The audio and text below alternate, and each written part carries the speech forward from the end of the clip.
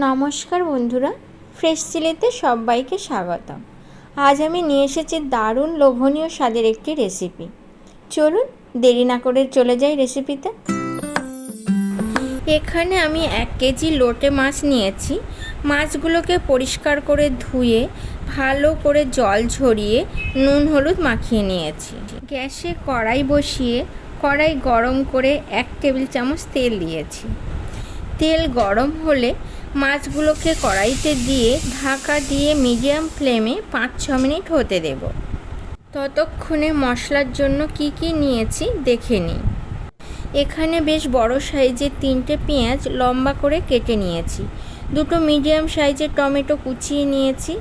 1.5 inch পরিমাণ আদা, আর নিয়েছি মিডিয়াম সাইজের রসুন, 7-8টা কাঁচা লঙ্কা।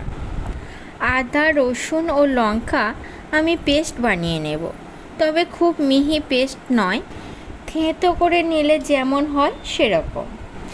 এতক্ষণে মাছগুলো হয়ে গেছে, এবার একটা থালায় নামিয়ে নেব। লোটে মাছের কাঁটা খুব নরম হয়, তবুও খাবার সময় মুখে পড়লে ভালো লাগে না, তাই মাছের কাঁটাগুলো আলাদা করে নেব। এটা আলাদা করা খুবই সহজ।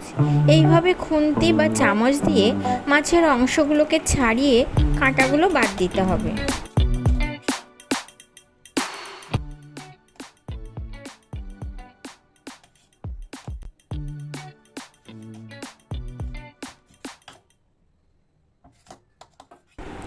এইভাবে আমি সমস্ত মাছের কাঁটা আলাদা করে নিয়েছি। এবার কড়াই গরম করে তেল দিয়ে দেব। এখানে 4 টেবিল চামচ তেল দিয়েছি। লোটে মাছের ঝুড়ো বানাতে তেল, পেঁয়াজ, রসুন, লঙ্কার পরিমাণটা একটু বেশি লাগে। এই রেসিপিটা একটু ঝাল ঝাল হলে খেতে কিন্তু বেশ ভালো হয়। পেঁয়াজ একটু নাড়াচাড়া করে দিয়ে দেব স্বাদ মতো লবণ। পেঁয়াজ একটু লালচে হয়ে এলে আমি যে পেস্টটা বানিয়ে রেখেছিলাম সেটা এখানে অ্যাড করে দেব। এর সাথে দিয়ে দেব হলুদ, আর হলুদটা দিয়ে কিছুক্ষণ কষিয়ে নেব। এবার এই মশলার সাথে মিশিয়ে দেব টুকরো করা টমেটো, আর দিয়ে দেব সামান্য হলুদ ও লবণ, যাতে টমেটো তাড়াতাড়ি নরম হয়ে যায়। এবার সমস্ত মশলাগুলো আমি লো ফ্লেমে বেশ কিছুক্ষণ কষিয়ে নেব। যতক্ষণ না তেল ছাড়ছে ততক্ষণ আমি কষাতে থাকবো। আমি এই মশলাগুলো ঢাকা দিয়ে দিয়ে কষিয়ে নিয়েছি, আর মাঝে মাঝে খুন্তি দিয়ে নাড়াচাড়া করে নিয়েছি। এবার মশলার গা থেকে তেল ছেড়ে গেছে, এর মধ্যে আমি এইবার সিদ্ধ করে রাখা মাছগুলোকে দিয়ে দেব। আমার সমস্ত মাছগুলো এটার মধ্যে দেওয়া হয়ে গেছে। এবার আমি বেশ কিছুক্ষণ সময় নিয়ে এটাকে কষতে থাকবো। এর মধ্যে দিয়ে দিলাম 3টে কাঁচা লঙ্কা। এবার আমি ঢাকা দিয়ে দিয়ে কষবো। লোটে মাছে প্রচুর জল থাকে। আপনারা যদি আমার মতো লোটে মাছটাকে আগে সিদ্ধ করে জলটাকে শুকিয়ে নিয়ে এভাবে করেন, তাহলে খেতেও খুব সুন্দর হবে, আর রান্নাটাও খুব তাড়াতাড়ি হয়ে যাবে।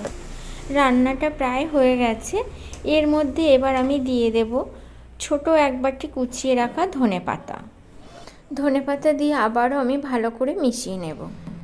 যারা একটু মাখা মাখা পছন্দ করেন তারা এই সময় নামিয়ে নিতে পারেন, আর যারা একটু বেশি শুকনো পছন্দ করেন তারা আরও 2-1 মিনিট নাড়াচাড়া করে নেবেন। দুপুরবেলা ধোঁয়া ওঠা ভাত দিয়ে এই লোটে মাছের ঝুড়ি অসাধারণ খেতে লাগে।